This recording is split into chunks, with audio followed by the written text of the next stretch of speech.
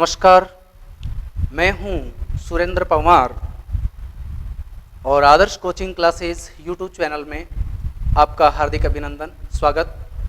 मित्रों, आज हम राजस्थान के भूगोल के अंदर पढ़ने वाले हैं राजस्थान की मिट्टियाँ। जो राजस्थान की मिट्टियाँ हैं उन्हें जब हम पढ़ते हैं तो मिट्टियों का जो अध्ययन है उसे पेडोलॉजी के नाम से जाना जाता है। मिट्टियों का अध्ययन पेडोलॉजी कहलाता है। और जब हम बात करते हैं कि रचना के आधार पर जो मिट्टियां हैं वो कितने प्रकार की है, तो रचना के आधार पर जो मिट्टियां हैं या रचना विधि के आधार पर जो मिट्टियां हैं वो दो प्रकार की मिट्टियां हैं। एक तो स्थायी मिट्टी। स्थायी मिट्टी का मतलब होता है ऐसी मिट्टी जो एक स्थान पर लगभग पाई जाए और एक जगह से दूसरे स्थान पर उसका विस्थापन जो है बहुत कम हो, अपरदन बहुत कम हो, तो वो मिट्टी स्थायी मिट्टी कहलाएगी। और दूसरी मिट्टी है विस्थापित मिट्टी। विस्थापित मिट्टी एक स्थान से दूसरे स्थान पर विस्थापन हो जाती है। और विस्थापन कैसे हो सकता है? जल के द्वारा भी हो सकता है, पवन के द्वारा भी हो सकता है, चट्टानी अपरदन भी हो सकता है। तो इस प्रकार से एक मिट्टी के कण एक स्थान से दूसरे स्थान पर जब चले जाते हैं, विस्थापित हो जाते हैं, तो वह मिट्टी विस्थापित मिट्टी के नाम से जानी जाती है। तो हमारा जो टॉपिक है वो है मिट्टियां, और इसमें मैं पहला प्रश्न लगा देता हूं। राजस्थान की मिट्टियां। तो जब हम बात करते हैं राजस्थान की मिट्टियों के बारे में तो पहला प्रश्न आता है मिट्टी का अध्ययन पेडोलॉजी कहलाता है। मिट्टी का अध्ययन पेडोलॉजी या पेडालॉजी कहलाता है। दूसरी बात आती है कि रचना के आधार पर मिट्टी कितने प्रकार की होती है? कितने प्रकार की होती है? तो याद रखिए, दो प्रकार की होती है। नंबर एक स्थायी मिट्टी। स्थायी मिट्टी। और नंबर दो विस्थापित मिट्टी। विस्थापित मिट्टी। जैसा अभी मैंने आपको बताया कि स्थायी मिट्टी किसे कहेंगे? जब मिट्टी के कण जो है वो कम से कम विस्थापित हो। और विस्थापित मिट्टी किसे कहेंगे? जल द्वारा, वायु द्वारा जब मिट्टी एक स्थान से दूसरे स्थान पर चली जाए तो उसे हम विस्थापित मिट्टी के नाम से जानते। याद रहे, मिट्टी का अध्ययन पेडालॉजी कहलाता है। मिट्टी का अध्ययन पेडालॉजी कहलाता है। पेडालॉजी कहलाता है। अब हम बात करते हैं कि राजस्थान की मिट्टी को या मिट्टियों को उर्वरकता के आधार पर,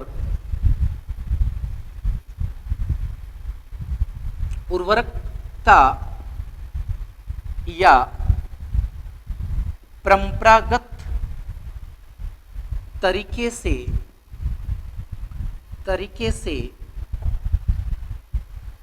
8 भागों में बांटा जाता है। कितने भागों में बांटा जाता है? 8 भागों में बांटा जाता है राजस्थान की मिट्टियों को। किसकी मिट्टियों को? राजस्थान की मिट्टियों को। राजस्थान की मिट्टियों की बात कर रहा हूं मैं, याद रखिएगा। 8 भागों में बांटा जाता है। अब हम बात करते हैं 8 भागों में सबसे पहला भाग किसका आता है? तो नंबर 1 पर आता है रेतीली। रेतीली, बलुई मिट्टी। रेतीली बलुई मिट्टी, आप इसे मरुस्थलीय मिट्टी भी कह सकते हैं।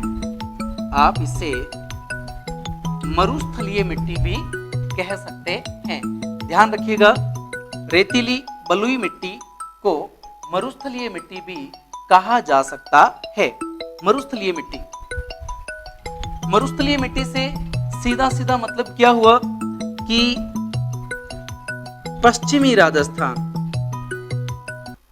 राजस्थान में पाई जाने वाली, सीधी सी बात है, ऐसी मिट्टी जो पश्चिमी राजस्थान में पाई जाती है,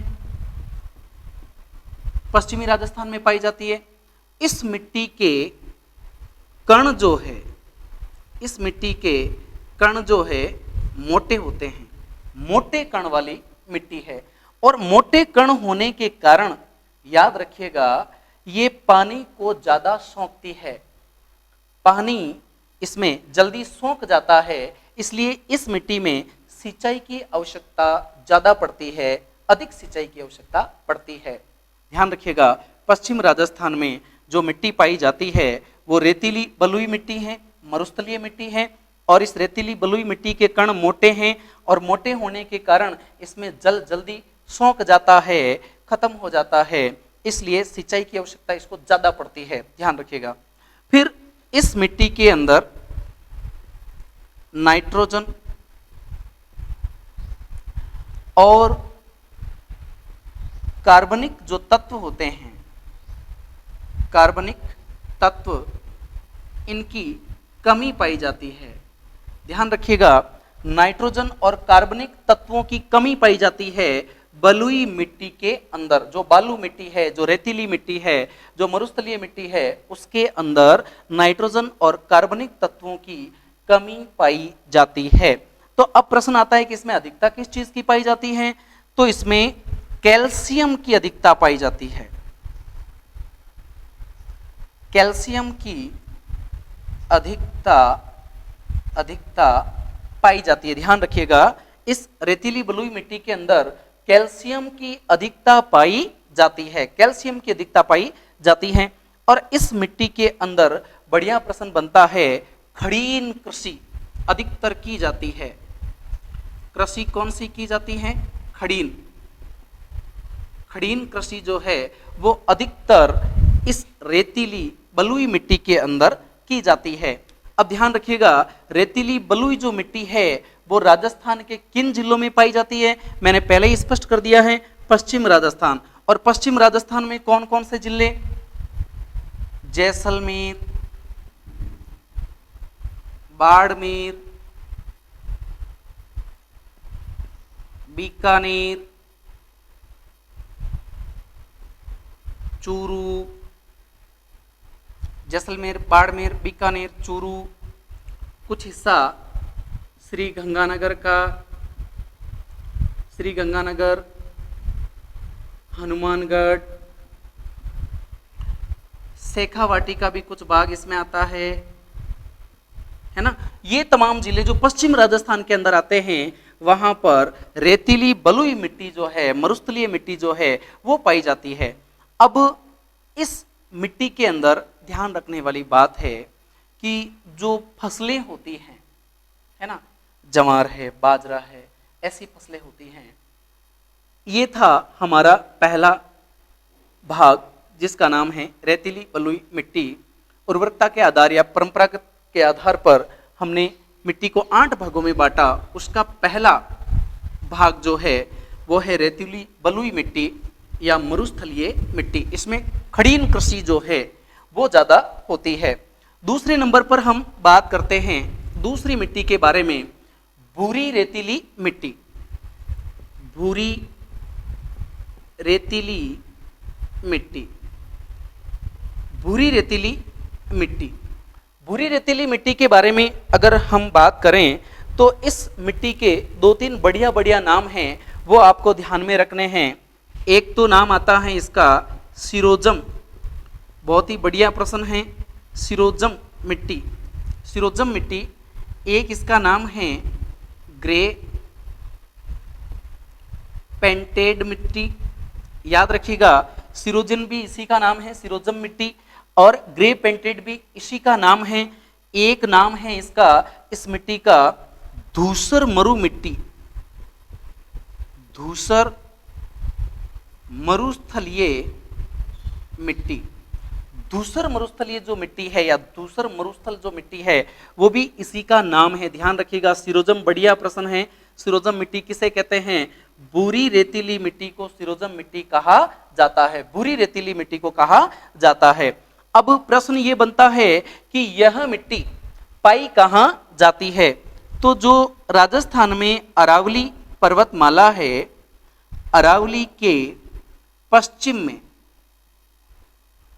सिरोजम मिट्टी या भूरी रेतीली या ग्रे पेंटेड या दूसर मरु मिट्टी जो है वो अरावली के पश्चिम में, खासकर बांगर क्षेत्र में। अब प्रश्न आता है बांगर प्रदेश में कौन कौन से जिले? तो शेखावाटी प्लस नागौर, चूरू, सीकर, झुंझुनू, नागौर, ये वाला जो क्षेत्र है ये क्षेत्र आता है भूरी रेतीली मिट्टी के अंदर। मैं लिख देता हूं यहां पर शेखावाटी प्लस नागौर, इसमें यह भूरी रेतीली मिट्टी पाई जाती है, ध्यान रखिएगा, भूरी रेतीली मिट्टी पाई जाती है। इस क्षेत्र के अंदर जो हम बात कर रहे हैं शेखावाटी और नागौर क्षेत्र के अंदर जमीन के नीचे लगभग 90 से 150 सेंटीमीटर नीचे चूने की परत पाई जाती है, और उस चूने की परत को, चूने की परत, चूने की परत कितनी? 90 सेंटीमीटर से 150 सेंटीमीटर नीचे, उसे हार्ड पैन के नाम से जाना जाता है। उस चूने की परत को हार्ड पैन के नाम से जाना जाता है, ध्यान रखिएगा, ये चूने की परत हार्ड पैन के नाम से जानी जाती है। अब ये ध्यान रखना है इस मिट्टी के अंदर भी, इस मिट्टी के अंदर भी नाइट्रोजन तत्वों की कमी होती है, नाइट्रोजन तत्वों की कमी होती है, ध्यान रखिएगा, नाइट्रोजन तत्वों की कमी होती है और फास्फेट तत्व की अधिकता होती है। नाइट्रोजन की कमी है, लिख देता हूं मैं यहां, नाइट्रोजन और जो कार्बनिक तत्व है उनकी कमी है, और अधिकता किसकी है? फास्फेट तत्व की अधिकता है, फास्फेट की अधिकता है, इस मिट्टी के अंदर फास्फेट की अधिकता पाई जाती है। सिरोजम मिट्टी के अंदर फास्फेट की अधिकता पाई जाती है। अब प्रश्न ये बनता है कि इस मिट्टी में कौन कौन सी फसलें होती हैं? तो ध्यान रखिएगा, जैसे जवार, बाजरा, मोठ, ये फसलें इस सिरोजम मिट्टी के अंदर बढ़िया होती है। जवार, बाजरा, मोठ आदि जो फसलें हैं ये इस भूरी रेतीली मिट्टी के अंदर अधिकतया बोई जाती है और ये पैदा भी हो जाती है। तीसरी मिट्टी के बारे में हम बात करते हैं, दो मिट्टियां हो गई, तीसरी मिट्टी के बारे में हम लोग बात करें। तीसरी मिट्टी का नाम है लाल पीली मिट्टी, लाल पीली मिट्टी। उर्वरकता या परंपरागत तरीके से राजस्थान की मिट्टियों को बांटा गया है 8 भागों में, और 8 में से हम पढ़ रहे हैं तीसरा भाग जिसका नाम है लाल पीली मिट्टी, लाल पीली मिट्टी। लाल पीली मिट्टी के बारे में प्रश्न आता है कि ये मिट्टी जो है बनती कैसे हैं? तो ध्यान रखिएगा, ग्रेनाइट व सिस्ट, ग्रेनाइट, सिस्ट व निस चट्टानों के टूटने से, याद रखिएगा, बढ़िया प्रश्न है। ग्रेनाइट, सिस्ट व निस चट्टानों के टूटने से इस मिट्टी का निर्माण होता है, ध्यान रखिएगा, इस मिट्टी का निर्माण होता है। अब प्रश्न ये बनता है कि कोई भी मिट्टी का रंग जो है लाल कब होता है? मिट्टी का रंग लाल कब होता है? तो जब लौह ऑक्साइड तत्व की कमी हो जाती है। लौह ऑक्साइड तत्व की कमी हो जाती है, लौह ऑक्साइड तत्व की कमी हो जाती है, तब मिट्टी का रंग लाल हो जाता है। ध्यान रखिएगा, तब मिट्टी का रंग लाल हो जाता है। अब बात आती है कि यह मिट्टी किन किन जिलों में पाई जाती है? तो सवाई माधोपुर, करौली, याद रखिएगा, सवाई माधोपुर, करौली, टोंक, भीलवाड़ा, अजमेर। सवाई माधोपुर, करौली, टोंक, भीलवाड़ा, अजमेर, इन जिलों के अंदर लाल पीली मिट्टी पाई जाती है। ध्यान रखिएगा, लाल पीली मिट्टी इन जिलों में पाई जाती है। लाल पीली मिट्टी इन जिलों में पाई जाती हैं। ये हो गई हमारी 3 मिट्टियां। अब हम बात करते हैं चौथी मिट्टी के बारे में। मिट्टी का नाम है मिश्रित लाल व काली मिट्टी। चौथी मिट्टी का नाम है मिश्रित लाल व काली मिट्टी। काली मिट्टी, ध्यान रखिएगा, मिश्रित लाल व काली मिट्टी। मिश्रित लाल व काली मिट्टी कैसे बनी, इसको समझिएगा।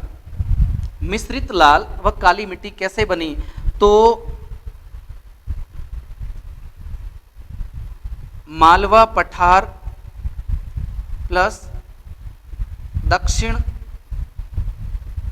अरावली। मालवा पठार की तो काली मिट्टी और दक्षिण अरावली की लाल मिट्टी, दोनों के मिश्रण से मिट्टी बनी है मिश्रित लाल काली मिट्टी। दोनों के मिश्रण से ये मिट्टी बनी है। ध्यान रखिएगा, दोनों के मिश्रण से यह मिट्टी बनी है। मालवा के पठार की काली मिट्टी से और दक्षिण अरावली की लाल मिट्टी से, दोनों के मिश्रण से मिट्टी बनी है मिश्रित लाल व काली मिट्टी। अब प्रश्न आता है कि ये मिट्टी किन किन जिलों में पाई जाती है?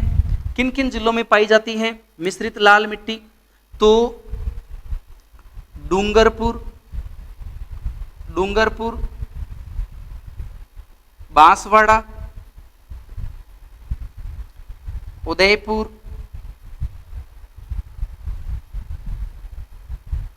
चित्तौड़गढ़, प्रतापगढ़, इन जिलों के अंदर, खासकर इन जिलों के अंदर पाई जाती है। डूंगरपुर, बांसवाड़ा, उदयपुर, चित्तौड़गढ़, प्रतापगढ़, इन जिलों के अंदर पाई जाती है। इसमें एक जिला और ऐड कर सकते हैं हम, राजसमंद। इन तमाम जिलों के अंदर मिश्रित लाल व काली मिट्टी पाई जाती है। मिश्रित लाल व काली मिट्टी पाई जाती है और इस मिट्टी के अंदर कपास, मक्का, ये फसलें बहुतायत होती है।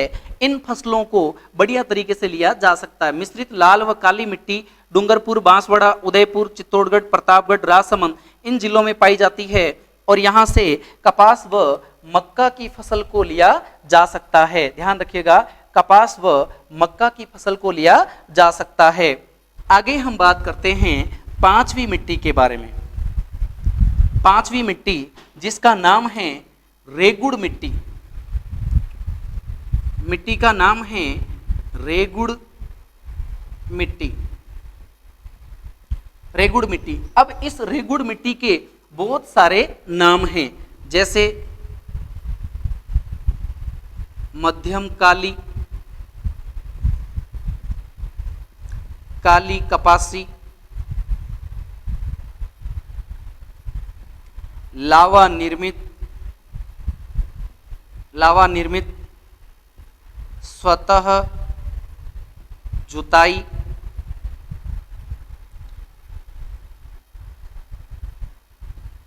दक्कन ट्रेप। रेगुड़, मध्यम काली, काली कपासी, लावा निर्मित, स्वतः जुताई, दक्कन ट्रेप। एक इसका नाम मिलता है वर्टिसॉल्स, वर्टिसॉल्स भी इसी मिट्टी को कहा जाता है, ध्यान रखिएगा। रेगुड़ मिट्टी को ही वर्टिसॉल्स के नाम से भी जाना जाता है। मध्यम काली, काली कपासी, लावा निर्मित, स्वतः जुताई, दक्कन ट्रेप, ठीक है। ये मिट्टी जो है चिकनी होती है, ये मिट्टी चिकनी होती है, इसमें लोच अधिक होता है, इस कारण से जल को धारण करने की क्षमता सबसे ज्यादा है। जल धारण क्षमता, जल धारण क्षमता सर्वाधिक है। एक तो ये बात है। अब जल धारण क्षमता सर्वाधिक है तो इसका मतलब हुआ इस मिट्टी में अगर एक बार बारिश हो जाए या खाद डाल दिया जाए तो महीनों तक इस मिट्टी को सिंचाई की जरूरत नहीं पड़ेगी, क्योंकि जल इसमें ज्यादा दिनों तक नमी बनाए रखता है, ज्यादा दिनों तक इसमें आर्द्रता बनाए रखता है। ध्यान रखिएगा, चिकनी होने के कारण जल धारण करने की क्षमता इसमें ज्यादा है, ज्यादा समय तक यह इस मिट्टी में नमी बनी रहती है, आर्द्रता बनी रहती है। नमी व आर्द्रता ज्यादा समय तक इस मिट्टी में बनी रहती है। दूसरी बात, इसमें नाइट्रोजन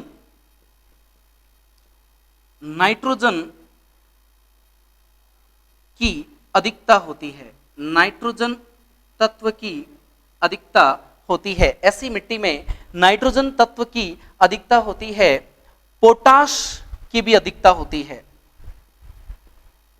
पोटाश तत्व इसकी भी अधिकता होती है, पोटाश तत्व की भी अधिकता इसके अंदर पाई जाती है। ध्यान रखिएगा, इसमें कैल्शियम की भी अधिकता होती है, कैल्शियम तत्व की भी अधिकता होती है। नाइट्रोजन की भी अधिकता है, पोटाश तत्व की भी अधिकता है, कैल्शियम की भी अधिकता है। बढ़िया मिट्टी है, कुल मिलाकर के अच्छी मिट्टी है। इस मिट्टी में लोच ज्यादा है, आर्द्रता ज्यादा बनी रहती है, नमी ज्यादा बनी रहती है, और बड़ी बात यह है कि इसका नाम है काली कपासी। तो सीधा सा मतलब है कि ये मिट्टी कपास के लिए सबसे उपयुक्त मिट्टी है, सबसे बढ़िया मिट्टी है। कपास के साथ साथ इस मिट्टी में गन्ना की फसल भी बढ़िया ली जा सकती है, मूंगफली की फसल भी बढ़िया ली जा सकती है। कपास, गन्ना, मूंगफली, सोयाबीन, उसकी फसल भी बढ़िया ली जा सकती है। याद रखिएगा, ये जो रेगुड़ मिट्टी है, इस मिट्टी का क्षेत्र राजस्थान में किस तरफ है? तो जो हाड़ौती का पठार है, हाड़ौती का पठार या दक्षिण पूर्वी पठार, जिसको हाड़ौती का पठार भी बोलते हैं, या हाड़ौती क्षेत्र, इसमें यह मिट्टी पाई जाती है। दक्षिण पूर्वी पठार या हाड़ौती के पठार में यह मिट्टी पाई जाती है। ध्यान रखिएगा, यह मिट्टी पाई जाती है। इसका मतलब हुआ कोटा, बूंदी, बारा, झालावाड़, इन जिलों के अंदर यह मिट्टी सर्वाधिक मात्रा में पाई जाती है। अगली मिट्टी के बारे में बात करते हैं, 6 नंबर। अगली मिट्टी 6 नंबर मिट्टी, 6वां भाग लाल लोमी मिट्टी। लाल लोमी मिट्टी के बारे में हम लोग बात कर रहे हैं। लाल लोमी मिट्टी, याद रखिएगा, लाल लोमी मिट्टी के अंदर बारीक कण पाए जाते हैं, बारीक कण पाए जाते हैं, और मिट्टी के बारीक कण चिक्का कहलाते हैं। मिट्टी के बारीक कण क्या कहलाते हैं? चिक्का कहलाते हैं। ध्यान रखिएगा, मिट्टी के बारीक कण चिक्का कहलाते हैं। मिट्टी के बारीक कण चिक्का कहलाते हैं। अब लाल लोमी मिट्टी, लाल लोमी मिट्टी के अंदर लोह तत्व जो है, लोह ऑक्साइड के जल योजन की मात्रा अधिक पाई जाती है। लोह ऑक्साइड के जल योजन की मात्रा अधिक पाई जाती है। ध्यान रखिएगा, अधिक होती है। लाल लोमी मिट्टी के अंदर लोह ऑक्साइड के जल योजन की मात्रा अधिक पाई जाती है। ध्यान रखिएगा, अधिक पाई जाती है। मिट्टी के अंदर अभी हम थोड़ी देर पहले पढ़ रहे थे मध्यम काली मिट्टी। तो किसी मिट्टी के काले होने का कारण क्या है? जिसके अंदर लौह तत्व की मात्रा अधिक हो। जिस मिट्टी में लौह ऑक्साइड या लौह तत्व की मात्रा अधिक होगी उसका रंग काला हो जाएगा, और जिस मिट्टी में लौह ऑक्साइड की मात्रा कम होगी तो याद रखिएगा उस मिट्टी का रंग लाल हो जाएगा। लौह ऑक्साइड की मात्रा कम होने पर मिट्टी का रंग लाल होता है। अब प्रश्न आता है कि लाल लोमी मिट्टी का निर्माण कैसे होता है? तो याद रखिएगा स्फटिकीय या फिर जो कायांतरित चट्टानें हैं, कायांतरित जो चट्टानें हैं, उन चट्टानों के टूटने से, स्फटिकीय या कायांतरित चट्टानों के टूटने से, अपरदन से लाल लोमी मिट्टी का निर्माण होता है। लाल लोमी मिट्टी का निर्माण होता है, ध्यान रखिएगा, लाल लोमी मिट्टी का निर्माण होता है। याद रखिएगा लाल लोमी मिट्टी को ही लेटेराइट मिट्टी कहा जाता है। लाल लोमी मिट्टी का एक नाम आता है लेटेराइट। लेटेराइट या आप इसे कह सकते हैं पर्वतीय लेटेराइट या पर्वतीय मिट्टी। ध्यान रखिएगा लेटेराइट या पर्वतीय मिट्टी, है ना। लाल लोमी मिट्टी को ही लेटेराइट मिट्टी या पर्वतीय मिट्टी कहा जा सकता है। और ये जो है दक्षिण राजस्थान में, ये मिट्टी दक्षिण राजस्थान में और अरावली के पर्वतीय उपत्यका क्षेत्र के अंदर, याद रखिएगा दक्षिण राजस्थान में जो अरावली का उपत्यका, अरावली का जो उपत्यका क्षेत्र है वहां पर लेटेराइट या पर्वतीय या लाल लोमी मिट्टी पाई जाती है। ध्यान रखिएगा लाल लोमी मिट्टी यहीं पर पाई जाती है। उदयपुर, चित्तौड़गढ़, डूंगरपुर, बांसवाड़ा, खासकर इन जिलों के अंदर पाई जाती है। उदयपुर, डूंगरपुर, चित्तौड़गढ़, बांसवाड़ा जो अरावली का दक्षिण क्षेत्र है यहां पर पाई जाती है। ध्यान रखिएगा लाल लोमी मिट्टी, इस मिट्टी के अंदर याद रखिएगा सोडियम क्लोराइड की कमी होती है। लाल लोमी मिट्टी के अंदर सोडियम क्लोराइड की कमी होती है, सोडियम क्लोराइड की NaCl की कमी होती है। सोडियम क्लोराइड की कमी होती है एक चीज। दूसरा फास्फोरस की भी कमी होती है, फास्फोरस की भी कमी होती है। और तीसरी बात आती है कैल्शियम की भी कमी होती है, कैल्शियम की भी कमी होती है। ये मिट्टी मक्का के लिए बढ़िया है, मक्का उत्पादन के लिए बढ़िया है। ध्यान रखिएगा इस मिट्टी के बारे में बात कर रहा हूं, लाल लोमी या लेटेराइट मिट्टी जो है वो मक्का उत्पादन के लिए बढ़िया मानी जाती है, मक्का के उत्पादन के लिए अच्छी मानी जाती है। इस मिट्टी के जो बारीक कण होते हैं चिक्का कहलाते हैं। याद रखिएगा हमने 6 भागों को पढ़ लिया है, राजस्थान की मिट्टियों के 6 भागों को पढ़ लिया। 7वां भाग है जलोढ़ मिट्टी। जलोढ़ मिट्टी, जलोढ़ मिट्टी को कच्छारी भी कहा जाता है, दोमट भी कहा जाता है, कांप भी कह सकते हैं। ध्यान रखिएगा, है ना। तो जो जलोढ़ मिट्टी है उसे कच्छारी, दोमट, कांप के नाम से भी जाना जाता है। जलोढ़ मिट्टी, जलोढ़ मिट्टी के बारे में हम लोग बात कर रहे हैं। इस मिट्टी के अंदर, जलोढ़ मिट्टी के अंदर नाइट्रोजन की अधिकता पाई जाती है। और ये मिट्टी पाई कहां जाती है? पूर्वी मैदानी क्षेत्र में, पूर्वी मैदानी या पूर्वी राजस्थान में, पूर्वी राजस्थान या पूर्वी मैदानी जो क्षेत्र है वहां पर पाई जाती है। इस मिट्टी में नाइट्रोजन अधिक है, नाइट्रोजन अधिक है। काली मिट्टी में भी नाइट्रोजन पाया जाता है, इस मिट्टी में भी नाइट्रोजन अधिक पाया जाता है। याद रखिएगा, इस मिट्टी को सर्वश्रेष्ठ मिट्टी माना जाता है, सबसे उपजाऊ मिट्टी है ये, सबसे उपजाऊ मिट्टी माना जाता है। सबसे उपजाऊ मिट्टी, सबसे उर्वरक मिट्टी जलोढ़ मिट्टी को माना जाता है। ध्यान रखिएगा, इसमें चूना, ह्यूमस, फास्फोरस की कमी होती है। चूना, ह्यूमस और फास्फोरस तत्व की कमी होती है। इन तीनों की कमी होती है और नाइट्रोजन की अधिकता होती है। ध्यान रखिएगा, जलोढ़ मिट्टी के अंदर नाइट्रोजन तत्व की तो अधिकता होती है, चूना की कमी है, ह्यूमस की कमी है और फास्फोरस तत्व की भी कमी पाई जाती है। सबसे उपजाऊ मिट्टी है, मैंने पहले ही बता दिया है, सर्वाधिक उपजाऊ मिट्टी है पूर्वी मैदानी भाग या पूर्वी राजस्थान के अंदर यह मिट्टी पाई जाती है। पूर्वी राजस्थान के अंदर यह मिट्टी पाई जाती है। कुल मिलाकर के हम यूं कह सकते हैं कि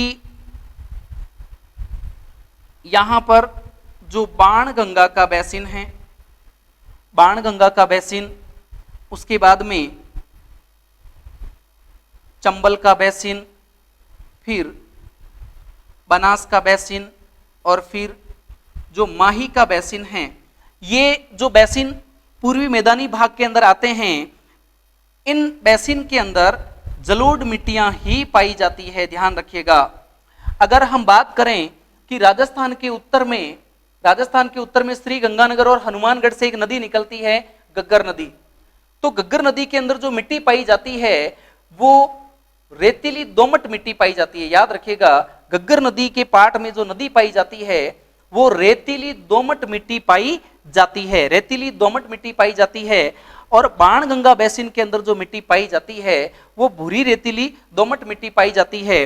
बाणगंगा का बेसिन सबसे उपजाऊ बेसिन माना जाता है, सर्वाधिक उपजाऊ बेसिन बाणगंगा नदी का बेसिन माना जाता है। याद रखिएगा, इस मिट्टी के अंदर, जलोढ़ मिट्टी के अंदर सभी प्रकार की फसलों को अच्छे तरीके से लिया जा सकता है, खासकर गेहूं,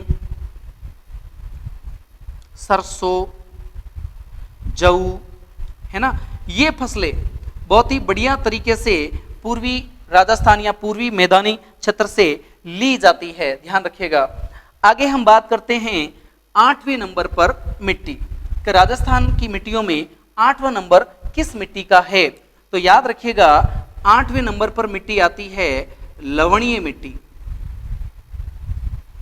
लवणीय मिट्टी। अब आप देखिए, राजस्थान के अंदर परंपरागत या उर्वरता के आधार पर मिट्टियों को 8 भागों में बांटा गया और 8वां जो भाग है वो है लवणीय मिट्टी। याद रखिए, लवणीय मिट्टी जो है उसके अंदर सोडियम क्लोराइड की मात्रा अधिक होती है, सोडियम क्लोराइड अधिक होता है, NaCl की मात्रा अधिक पाई जाती है। अब बात करें कि लवणीय मिट्टी स्थायी रूप से कहां पर है, तो बाड़मेर और जालोर के अंदर है। स्थायी रूप से तो बाड़मेर और जालोर के अंदर, बाड़मेर और जालोर के अंदर तो स्थायी रूप से हैं। लेकिन अगर हम बात करें कि विस्थापित रूप से कहां कहां पाई जाती हैं, तो यहां से ये लवणीय मिट्टी उड़ करके कहां जाती है, श्री गंगानगर, सीकर, नागौर, है ना, शेखावाटी क्षेत्र, इन जिलों के अंदर याद रखिएगा विस्थापित होकर के या स्थानांतरित होकर के चली जाती है। जल द्वारा अपर्दन नहीं होता है, तो वायु द्वारा जो अपर्दन होता है उसके द्वारा भी ये मिट्टियां उड़ करके श्री गंगानगर, सीकर, नागौर क्षेत्र में चली जाती है और वहां की मिट्टी को भी लवणीय मिट्टी बना देती है।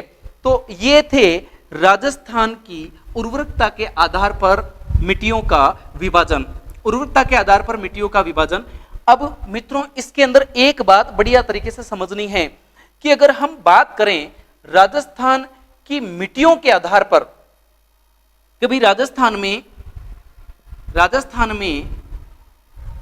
सर्वाधिक